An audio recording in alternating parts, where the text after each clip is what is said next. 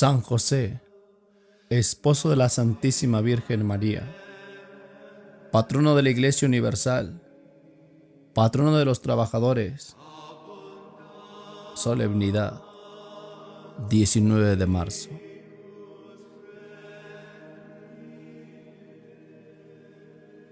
San José es el hombre del silencio, es la oscuridad, es la noche. Pero también la noche tiene su belleza, una belleza solemne que recoge nuestro espíritu y le aquieta y le levanta y le mece en el reposo y abre para él los horizontes infinitos del otro mundo. Esto mismo nos acontece con esta figura sagrada de la geografía evangélica, con este hombre admirable, envuelto en la densidad de las sombras. De otros hombres que el mundo llama grandes, la historia ha recogido el recuerdo, los hechos, las palabras, el retrato, los triunfos y los fracasos. De San José solo se nos dice esta frase: era un hombre justo. El elogio es espléndido, pero aún así el elogio continúa en la sombra. Para el mundo, su vida es una verdadera noche, oscura ciertamente, pero a la vez profunda, majestuosa e impresionante. Su grandeza nos conmueve, nos cautiva, nos abruma, y llega un momento en que esta figura se nos presenta con una gracia, con un encanto que no tienen las grandes figuras históricas. La primera aparición, la fisonomía grave, dulce, tranquila del principio, empieza a revelarnos tesoros de luz. La vemos rodeada de una aurora divina, de una influencia celeste, y un mundo nuevo aparece a nuestras miradas. Este hombre silencioso es un hombre aparte. Aún en medio de los bienaventurados, él solo forma un mundo en el inmenso sistema de mundos que forma la sociedad de los elegidos. Si alguna cosa puede darnos una idea de su alma, sería el océano, donde no se ven las orillas, o el firmamento que no tiene fin.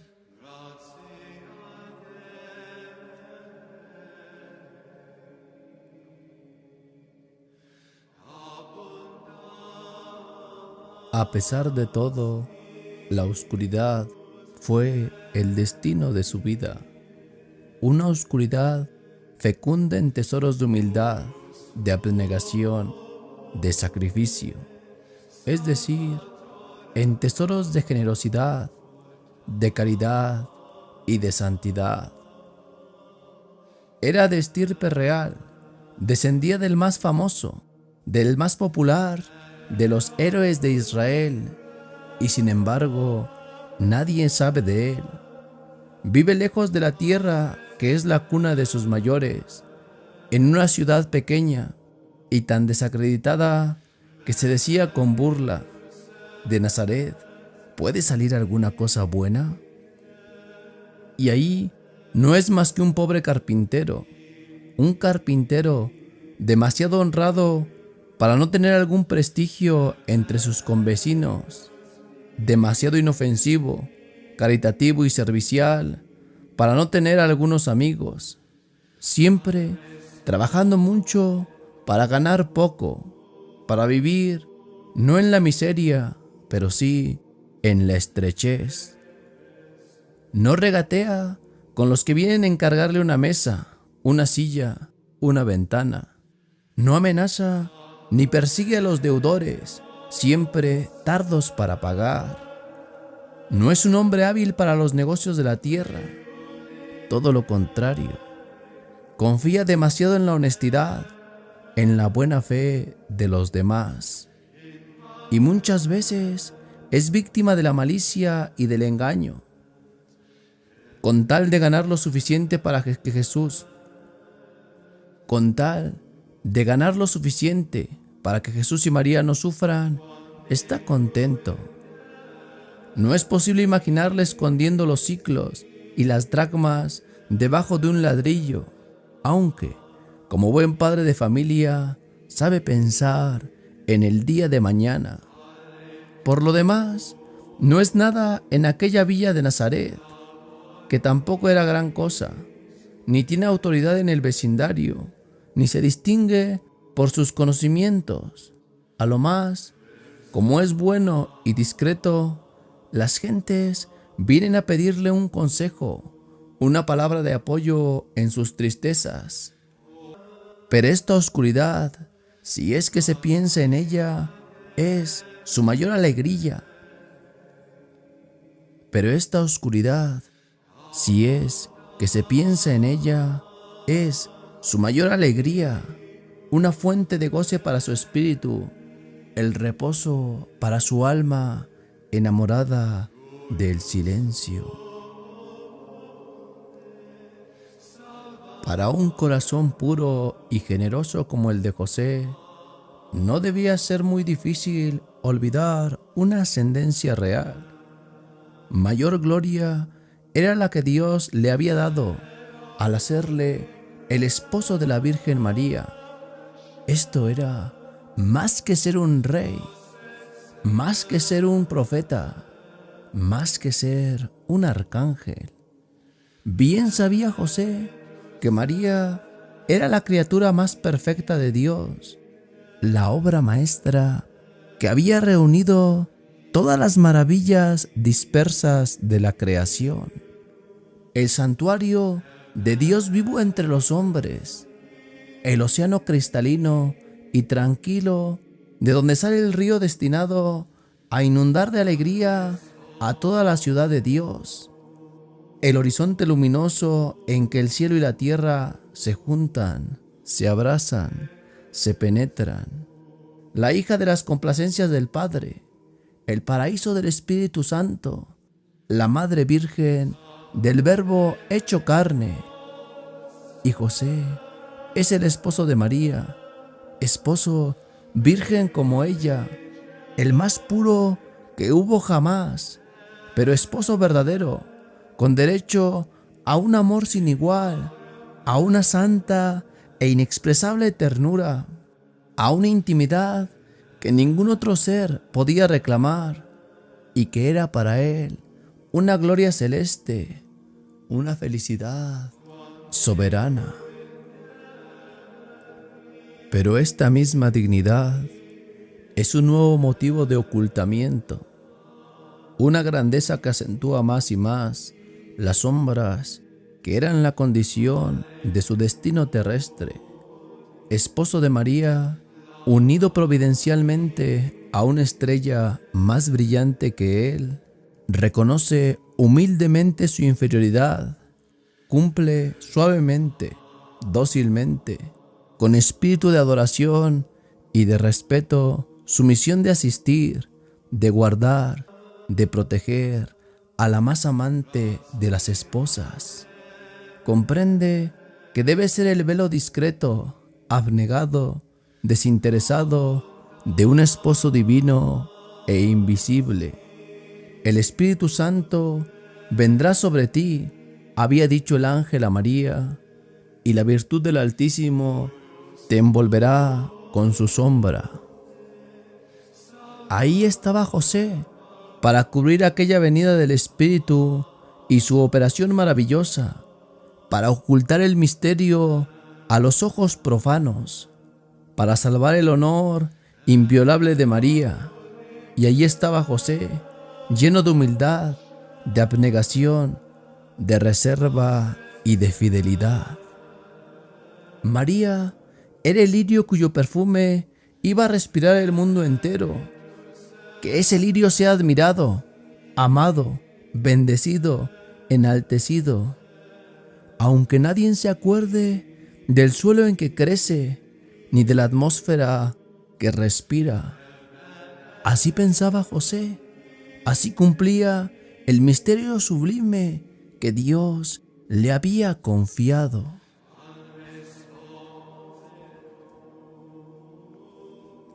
pero aún hay en él una gloria más alta que corresponde a una humildad más profunda. Además de esposo de María, José es el padre legal de Jesús, verdadero hijo de Dios y verdadero hijo de aquella mujer que es su esposa. Es, por tanto, el sacramento del Padre, su imagen, su sombra, su vicario, el Verbo eterno, el Hijo consustancial del Padre, está sujeto a su voz. Es, por decirlo así, Dios del mismo Dios, Dios creado, visible y doméstico. Ni un instante puedo olvidar el carpintero, quien es aquel niño a quien educa, vigila, manda, sostiene, ayuda y alimenta. Su fe en la divinidad de Jesús es plena, perfecta, iluminada, imperturbable. Vive en una certidumbre que es para él una evidencia y, no obstante, se ve obligado a cumplir la voluntad divina que le ha encomendado aquella legación incomprensible para con el que es su Señor y Creador. Obedece, pero su alma está abrumada, confundida, muda de espanto. Es el abismo del renunciamiento y de la humildad, formado para recibir el océano infinito de la paternidad divina, hasta tal punto que José ya no tiene vida propia ni voluntad propia. Habla y obra en el nombre del Padre, como el Padre y por el Padre. Es su sombra, la sombra del Padre, la aparición del Padre increado y eterno. Su vida ha desaparecido, se ha perdido en el Padre. Con lo más alto de su ser, habita en aquella luz inaccesible en que el Padre tiene su morada.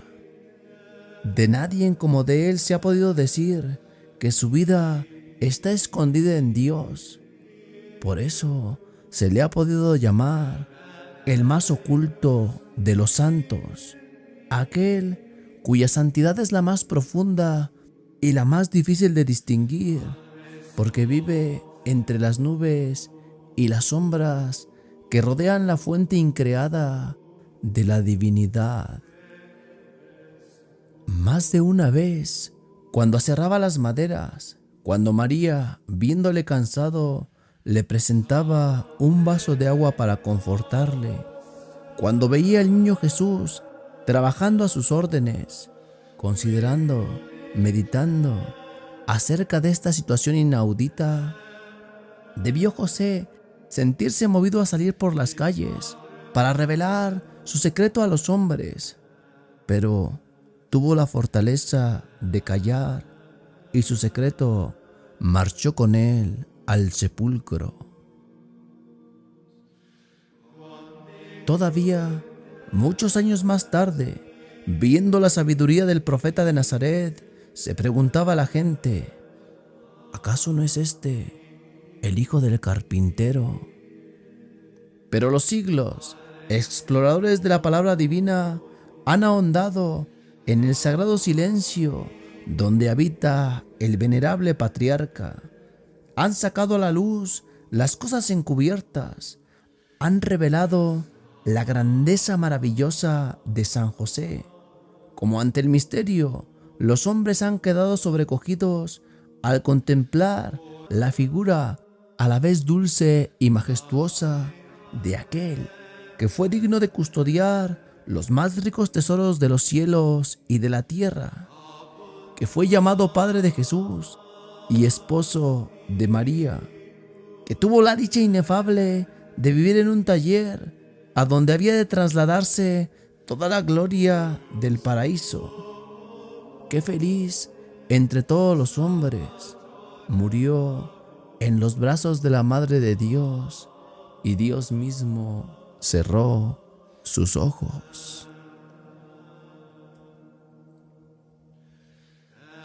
Jamás hombre alguno podrá penetrar todas las grandezas del santo patriarca. Se necesitaría una inteligencia capaz de abarcar toda la extensión del misterio con el cual tiene una íntima relación como instrumento de necesario. No sin motivo quiso Dios anunciarle y figurarle en uno de los personajes más amables y más augustos del Antiguo Testamento. San Bernardo ha expresado con su elocuencia acostumbrada este maravilloso paralelismo. El primer José, vendido por sus hermanos, tipo en este del Redentor, fue conducido a Egipto. El segundo, huyendo de la perfidia de Herodes, se refugió con el Redentor en la tierra de los faraones. El primer José, guardando la fe a su Señor, conservó la inocencia frente a las solicitaciones de la esposa infiel. El segundo, modelo también de castidad, fue el amparo de su señora, la madre de su Señor, y el testigo de su virginidad. Al primero le fue dada la inteligencia de los secretos revelados en los sueños. El segundo recibió la confidencia de los más altos misterios celestiales. El primero conservó las cosechas de trigo, no para sí, sino para todo el pueblo.